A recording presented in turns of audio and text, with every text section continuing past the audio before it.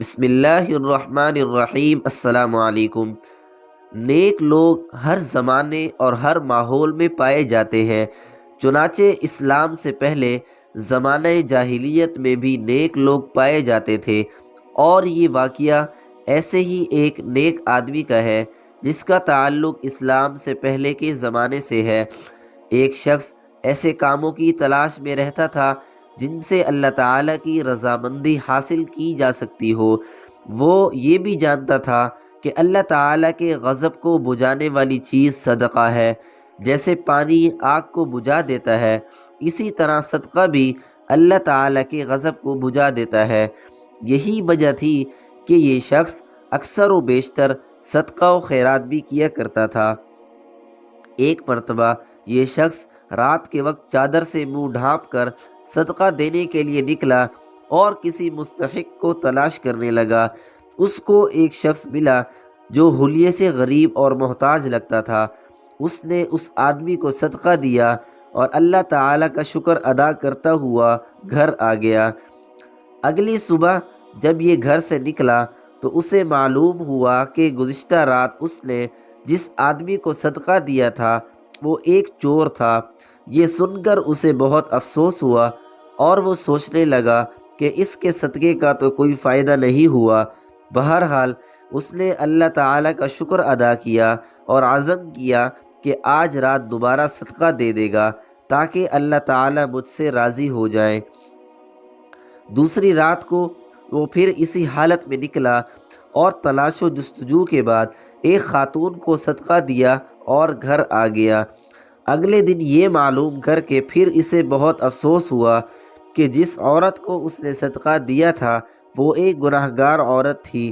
بہرحال پھر اس نے اللہ تعالیٰ کا شکر ادا کیا اور نئے سرے سے عزم کیا کہ آج رات میں کسی صحیح مستحق آدمی کو تلاش کر کے صدقہ دوں گا۔ چنانچہ تیسری رات بھی وہ نکلا اور خوب تلاش و جستجو کے بعد ایک شخص کو صدقہ دے کر خوش خوش گھر واپس آ گیا۔ اگلی صبح جب اسے یہ معلوم ہوا کہ جس آدمی کو اس نے صدقہ دیا تھا وہ ایک مالدار آدمی تھا تو اسے بہت افسوس ہوا اور وہ مایوس ہو گیا اور سوچنے لگا کہ میں تو اللہ تعالیٰ کی رضا کے لیے نیکی کرنا چاہتا ہوں، لیکن ہر بار مجھ سے غلطی ہو جاتی ہے اور مجھے ان صدقات کا کوئی فائدہ نہیں ہوا، کوئی نیکی نہیں ملی، میرے صدقے کہاں قبول ہوئے ہوں گے، ہائے افسوس۔ غرض یہی باتیں سوچتا ہوا وہ شخص سو گیا اور اس رات صدقہ دینے بھی نہیں گیا۔ سوتے ہوئے اس نے خواب دیکھا کہ ایک فرشتہ آیا اور اسے کہنے لگا، یہ صحیح ہے کہ مالدار کو صدقہ دینا جائز نہیں ہے اور نہ ہی ان لوگوں کو جو کبیرہ گناہ کرتے ہیں، لیکن چونکہ آپ اللہ تعالیٰ کی رضا کے طلبگار تھے لہٰذا اللہ تعالیٰ نے آپ کی نیت کے مطابق آپ کو اجر و ثواب سے نوازا، اور اس کا دنیاوی فائدہ یہ ہوا کہ وہ صدقہ جو آپ نے چور کو دیا تھا اس کی برکت سے چور نے چوری سے توبہ کر لی، بری عورت نیک ہو گئی اور مالدار خود بھی لوگوں کو صدقہ دینے والا بن گیا۔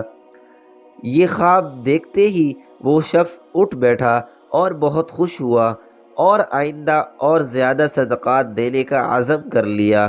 فائدہ: پیارے دوستو، یہ ہے اخلاص کی برکت کہ جو بھی اچھا کام اللہ تعالیٰ کی رضا کے لیے کیا جائے گا، اگرچہ لوگوں کی نظروں میں وہ کام غلط ہو، لیکن اللہ تعالیٰ اخلاص کی برکت سے اس کام کو قبول کر کے بڑے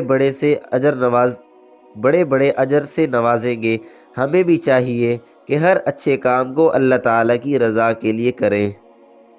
دوستو، امید ہے آج کی ویڈیو آپ کو اچھی لگی ہوگی۔ اگر ویڈیو اچھی لگی ہو تو لائک، کامنٹ اور شیئر کریں، اور ہمارے یوٹیوب چینل علمی وائس کو سبسکرائب کریں تاکہ نیو آنے والی ویڈیو کا نوٹیفیکیشن آپ تک بر وقت پہنچ سکے۔ اسی کے ساتھ ہی میں آپ سے اجازت چاہوں گا۔ ملتے ہیں نیکسٹ ویڈیو میں ایک دلچسپ اور سبق آموز واقعے کے ساتھ۔ تب تک کے لیے اللہ حافظ۔